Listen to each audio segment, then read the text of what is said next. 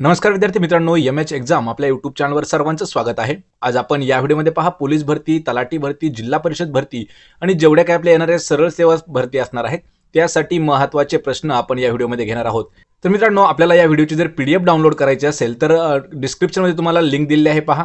MH exam या नावाने आपलं टेलिग्राम चॅनल आहे, त्याची लिंक मी तुम्हाला डिस्क्रिप्शनमध्ये देत आहे। त्या ठिकाणी जाऊन आपण व्हिडिओची पीडीएफ डाउनलोड करू शकता। चला तर व्हिडिओला सुरुवात करूया।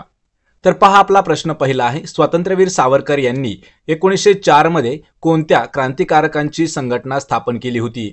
मित्रांनो, प्रश्नाचं उत्तर येत असेल तर 3 ते 5 सेकंदामध्ये आपण कमेंट करून उत्तर द्या, म्हणजे एक प्रकारे आपलं रिव्हिजन या व्हिडिओमध्ये होणार आहे। हा जो व्हिडिओ आहे फक्त आपण रिव्हिजन आणि मॉक टेस्टसाठी घेत आहोत, कारण यामधील जे प्रश्न आहेत हे परीक्षेमध्ये आपल्याला नेहमी विचारलेले प्रश्न आहेत। तर पहा, स्वातंत्र्यवीर सावरकरांनी 1904 या वर्षी कोणती क्रांतिकारकांची एक संघटना स्थापन केली होती? तर या प्रश्नाचं उत्तर आहे पर्याय क्रमांक 1, तर अभिनव भारत या नावाची एक संघटना जी आहे ही स्वातंत्र्यवीर सावरकर यांनी 1904 या वर्षी स्थापन केली आहे। पर्याय 1 आपलं उत्तर होईल। प्रश्न दुसरा आहे, महाराष्ट्र उच्च न्यायालयाचे खंडपीठ खालीलपैकी कोणत्या ठिकाणी नाही? पहा, उच्च न्यायालयाचं खंडपीठ जे आहे ते कोणत्या ठिकाणी नाही असा प्रश्न आपल्याला विचारला आहे। तर याचं उत्तर होईल पहा पर्याय क्रमांक 4, तर ठाणे या ठिकाणी नाही। औरंगाबाद, नागपूर आणि पणजी या ठिकाणी आहे पहा उच्च न्यायालयाचं खंडपीठ, ठाण्यामध्ये येत नाही। पर्याय 4 आपलं उत्तर होईल। प्रश्न क्रमांक 3 आहे, 26 नोव्हेंबर 2008 रोजी मुंबई या ठिकाणी झालेल्या दहशतवादी हल्ल्याच्या पार्श्वभूमीवर राष्ट्रीय पातळीवर कोणती तपास यंत्रणा स्थापन करण्यात आली आहे? मित्रांनो, प्रश्न हा महत्त्वाचा आहे पहा। तर 26/11/2008 ला जो मुंबईवरती हल्ला झाला होता पहा, दहशतवादी हल्ला, तर या हल्ल्याच्या तपासासाठी किंवा या हल्ल्याच्या पार्श्वभूमीवर राष्ट्रीय पातळीवर एक तपास यंत्रणा स्थापन करण्यात आली होती, तिचं नाव काय आहे?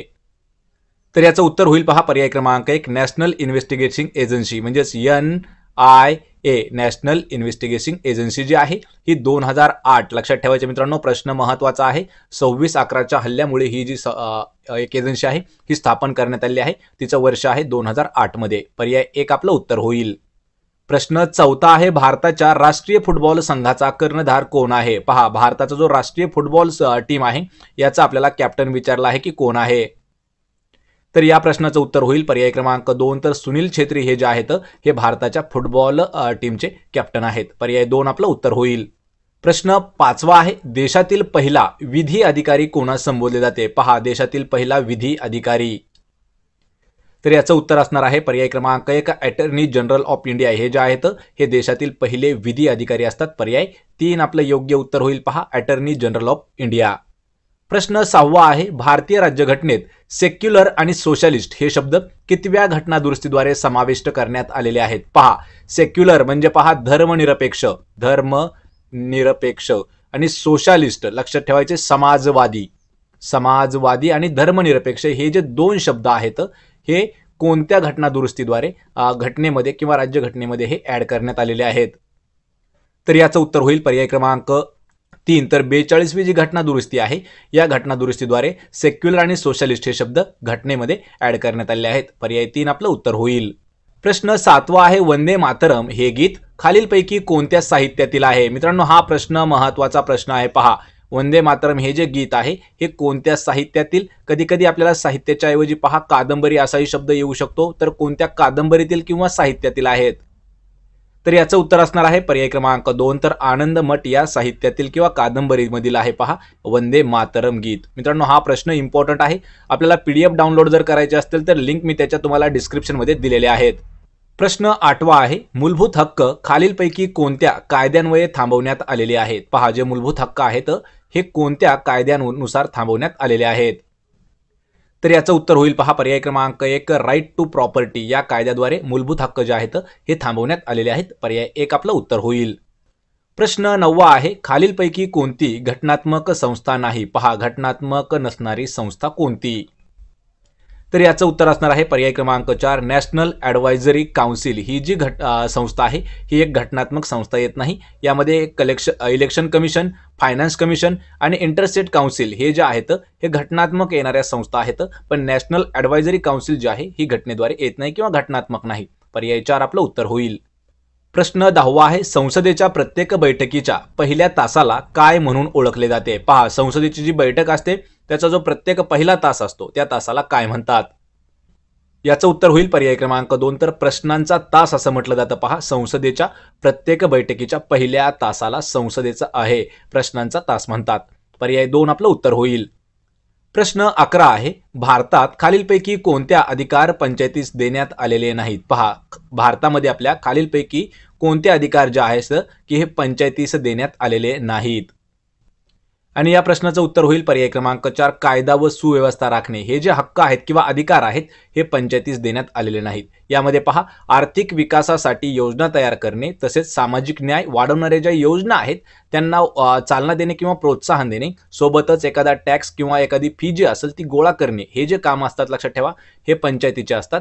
पण या ठिकाणी आपल्याला अजून एक आहे की कायदा आणि सुव्यवस्था राखायचं काम जे आहे हे पंचायतीकडे देण्यात आलेलं नाही. त्यामुळे पर्याय 4 आपलं उत्तर होईल.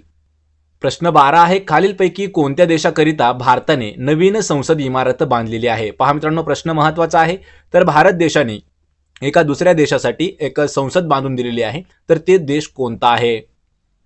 याचं उत्तर होईल पर्याय क्रमांक 2 तर अफगाणिस्तान या देशासाठी भारताने एक नवीन संसद जी आहे ही बांधून दिलेली आहे. पर्याय 2 आपलं उत्तर होईल अफगाणिस्तान. प्रश्न 13 आहे, कोणत्या कमिटीने भारतीय क्रिकेट बोर्ड नवीन बनवण्याकरिता सर्वोच्च न्यायालयामध्ये अहवाल सादर केलेला आहे? प्रश्न महत्त्वाचा आहे. पहा, भारतीय क्रिकेट बोर्ड याला नवीन बनवण्यासाठी कोणत्या कमिटीने न्यायालयामध्ये म्हणजे कोणत्या सर्वोच्च न्यायालयामध्ये एक अहवाल सादर केला आहे? तर याचं उत्तर होईल पहा पर्याय क्रमांक 2 RM लोढा कमिटी जी आहे या कमिटीने भारतीय बोर्ड जे आहे क्रिकेट बोर्ड हे नवीन तयार करण्यासाठी सर्वोच्च न्यायालयामध्ये एक अहवाल दाखल केलेला आहे. पर्याय 2 आपलं योग्य उत्तर होईल RM लोढा कमिटी. प्रश्न 14 आहे, भारतात पहिली सर्वसाधारण निवडणूक कोणत्या वर्षी झाली आहे? पहा मित्रांनो, प्रश्न महत्त्वाचा आहे. कधी कधी आपल्याला ऑप्शनमध्ये थोडेसे चेंज दिले असतात. आपण या ठिकाणी पहा या प्रश्नाचं उत्तर पाहणार आहोत. तर या प्रश्नाचं उत्तर होईल पर्याय क्रमांक 1 1952 या साली पहिली सार्वत्रिक निवडणूक झालेली आहे भारतामध्ये. या ठिकाणी आपल्याला ऑप्शनमध्ये असंही दिलं जाऊ शकेल. पहा, 1951 1952 1953 1954 या पद्धतीतही दिलं जाऊ शकतं. या ठिकाणी जर असे ऑप्शन असतील तर 1951 1952 हे जे आहे हे आपलं उत्तर असणार आहे. या ठिकाणी आपण डायरेक्ट वर्ष घेतलेलं आहे. 1952 हे आपलं उत्तर असणार आहे. पर्याय 1. प्रश्न 15 आहे, खालीलपैकी कोणत्या व्यक्तीने भारतरत्न आणि निशान-ए-पाकिस्तान हे दोन्ही पुरस्कार मिळवलेले आहेत? याचं उत्तर होईल पर्याय क्रमांक 1 तर मोरारजी देसाई यांना भारतरत्न म्हणजे भारतातील सर्वोच्च पुरस्कार आणि पाकिस्तान-ए-निशान हा देखील पुरस्कार मिळवणारा पहिला व्यक्ती म्हणजेच एक भारतीय व्यक्ती आहेत. तर ते आहेत मोरारजी देसाई. पर्याय 1 आपलं उत्तर होईल. प्रश्न 16 आहे, भारतातील कोणती पाणबुडी अणुशक्तीचा वापर करू शकते? मित्रांनो, प्रश्न महत्त्वाचा आहे. भारताची अशी कोणती पाणबुडी आहे अणुशक्ती म्हणजेच पहा ॲटम लक्षात ठेवा याचा वापर करू शकते? तर याचं उत्तर असणार आहे पर्याय क्रमांक 2 INS अरिहंत ही जी पाणबुडी आहे यावरती पहा अणुशक्ती जी आहे ही देखील त्यावर वापर करू शकते. पर्याय 2 आपलं उत्तर होईल. प्रश्न 17 आहे, खालीलपैकी कोणता भाग भारत व श्रीलंका यांना दुभागतो? पहा, म्हणजे भारत आणि श्रीलंका या दोन देशांना वेगळा करणारा जो भाग आहे त्याला काय म्हणतात? तर याचं उत्तर होईल पर्याय क्रमांक 1 तर जी पाल्कची सामुद्रधुनी आहे ही लक्षात ठेवा भारत आणि श्रीलंकाला दुभागते. कधी कधी प्रश्न आपल्याला यावर विचारला जातो, भारत आणि श्रीलंका या दोन देशांच्या दरम्यान कोणती सामुद्रधुनी आहे? लक्षात ठेवायचे पाल्कची सामुद्रधुनी जी आहे ही भारत आणि श्रीलंकाच्या मध्ये येते. पर्याय 1 आपलं उत्तर होईल. प्रश्न 18 आहे, साखरेचे भांडार म्हणून खालीलपैकी कोणते राज्य ओळखले जाते? पहा, साखरेचं भांडार म्हणून कोणत्या राज्याची ओळख आहे? आणि याचं उत्तर आहे पर्याय क्रमांक 2 तर UP म्हणजेच पहा उत्तर प्रदेश हे जे राज्य आहे याच राज्याला साखरेचे भांडार म्हणून देखील ओळखलं जातं. पर्याय क्रमांक 2 आपलं उत्तर होईल. प्रश्न 19 आहे, दक्षिण मध्य रेल्वे विभागाचे मुख्यालय खालीलपैकी कोणत्या ठिकाणी आहे? पहा, दक्षिण मध्य रेल्वे लक्षात ठेवायचे हे साऊथ वरचा प्रश्न आहे. तर दक्षिण मध्य रेल्वेचं जे विभागाचं मुख्यालय आहे ते आहे पर्याय क्रमांक 1 सिकंदराबाद या ठिकाणी. राज्य जर विचारलं आपल्याला तर राज्य आहे पहा याचं तेलंगणा राज्य आणि तेलंगणाची राजधानी आहे पहा हैदराबाद. आणि जे विचारलं आहे की दक्षिण मध्य रेल्वेचं मुख्यालय ते आहे सिकंदराबाद. पर्याय 1 आपलं उत्तर होईल. प्रश्न 20 आहे, साबरमती या नदीचा उगम खालीलपैकी कोणत्या पर्वत रांगेमधून होतो? पहा, साबरमती नदीचा उगम आणि याचं उत्तर होईल पर्याय क्रमांक 1 जी अरवली पर्वत रांग आहे यामधून होतो. पहा, साबरमती या नदीचा उगम. पर्याय 1 आपलं योग्य उत्तर होईल. प्रश्न 21 आहे, खालीलपैकी कोणत्या राज्यामध्ये सर्वात जास्त नागरीकरण झालेलं आहे? पहा, असं कोणतं राज्य आहे की त्या राज्यामध्ये सर्वाधिक जास्त प्रमाणामध्ये नागरीकरण झालं आहे? आणि या प्रश्नाचं उत्तर होईल पहा पर्याय क्रमांक 1 तर महाराष्ट्र या राज्यामध्ये सर्वात जास्त नागरीकरण झालेलं राज्य आहे महाराष्ट्र. पर्याय 2 आपलं उत्तर होईल. प्रश्न 22 आहे गौतम बुद्धांनी प्रथम उपदेश केलेले सारनाथ हे ठिकाण खालीलपैकी कोणत्या ठिकाणी आहे? मित्रांनो हा प्रश्न महत्त्वाचा आहे. काल आपल्याला यावर अल्टरनेट प्रश्न विचारला होता की गौतम बुद्ध जे आहेत त्यांचा जन्म कोणत्या ठिकाणी झाला. तर लक्षात ठेवायचं आहे लुंबिनी या ठिकाणी बुद्धांचा जन्म झालेला आहे. पण या ठिकाणी प्रश्न आहे की बुद्धांनी प्रथम केलेलं उपदेश जे सारनाथ होतं तर ते सारनाथ कोणत्या ठिकाणी आहे? आणि या प्रश्नाचं उत्तर होईल पहा पर्याय 2 तर वाराणसी या शहरामध्ये आहे सारनाथ की सारनाथ या ठिकाणी गौतम बुद्धांनी आपला पहिला उपदेश दिलेला होता. पर्याय 2 उत्तर होईल.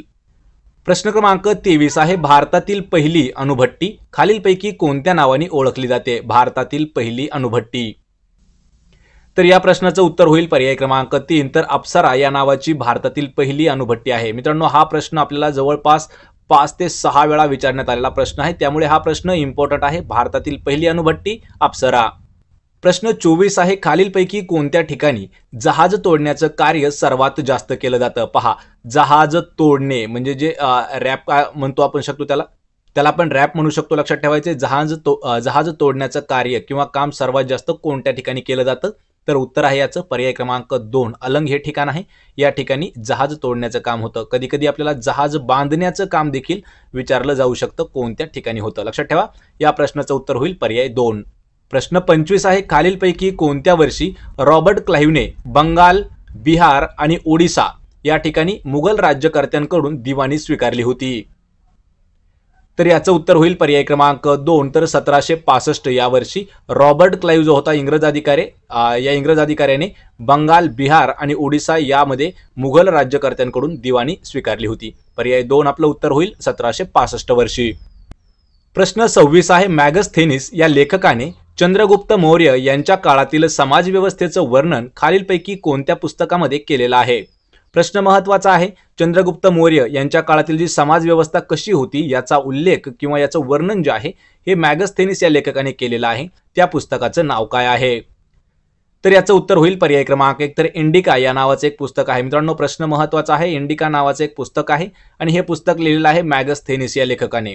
यामध्ये काय केलेलं आहे तर जे चंद्रगुप्त मौर्य आहेत त्यांच्या काळामध्ये समाज रचना कशी होती, समाज व्यवस्था कशी होती याचं डीप मध्ये वर्णन केलेलं आहे पहा इंडिका या पुस्तकामध्ये. कोणी केलेलं आहे? मॅगस्थेनिस यांनी. पर्याय 1 आपलं उत्तर होईल. तर मित्रांनो हे होते पहा आपले 26 जीकेचे महत्त्वाचे प्रश्न आणि आपल्याला जर रिव्हिजन करत राहायचं असेल तर असेच व्हिडिओ आपण डेली पाहू शकता या चॅनलवरती. या 26 प्रश्नांपैकी आपण किती प्रश्नांची उत्तरं दिले हे मला कमेंट करून नक्की सांगा. व्हिडिओ आवडला तर व्हिडिओला आपल्या लाईक करा, मित्रांमध्ये व्हिडिओ शेअर करा आणि आपल्या MH एक्झाम या YouTube चॅनलला सबस्क्राईब करा. सोबतच मित्रांनो प्रत्येक दिवशी व्हिडिओची जी PDF आहे ती डाउनलोड जर करायची असेल तर MH एक्झाम या नावाने आपलं टेलिग्राम चॅनल देखील आहे. त्याची लिंक मी तुम्हाला डिस्क्रिप्शनमध्ये दिलेली आहे. त्या ठिकाणी जाऊन आपण प्रत्येक व्हिडिओची PDF फ्रीमध्ये मिळवू शकता. आपण भेटूया पुढच्या एका अशाच नवीन व्हिडिओमध्ये. तोपर्यंत जय हिंद, जय महाराष्ट्र.